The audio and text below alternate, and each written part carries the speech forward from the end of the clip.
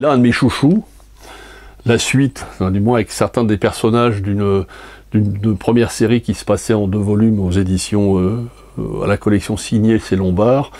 La série s'appelait, laissez-moi 2 secondes, ça s'appelait Les Temps Nouveaux, qui se passait pendant la résistance belge. Donc assez intéressant, le Lombard étant un éditeur belge, donc on n'est pas toujours habitué à savoir ce qui s'est passé en Belgique, parce qu'on dit toujours la Belgique, ils ont été traversés en 3 jours, après ils ont été occupés, on s'en est pas servi, on ne sait pas trop ce qui s'est passé. Donc là, dans les 2 premiers tomes d'avant, on apprenait un peu ce qui se passait.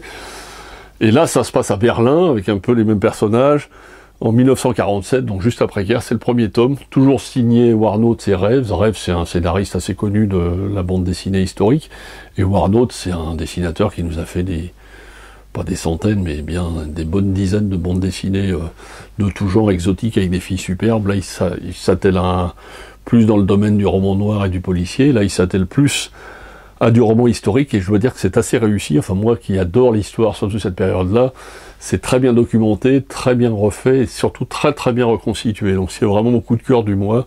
Ça s'appelle Après-guerre, c'est le premier volume, il y en aura 2. Et rassurez-vous, ils paraissent maintenant assez rapidement, une fois. Généralement, ils le font paraître quand le 2 est fini. Donc on n'attend pas trop longtemps.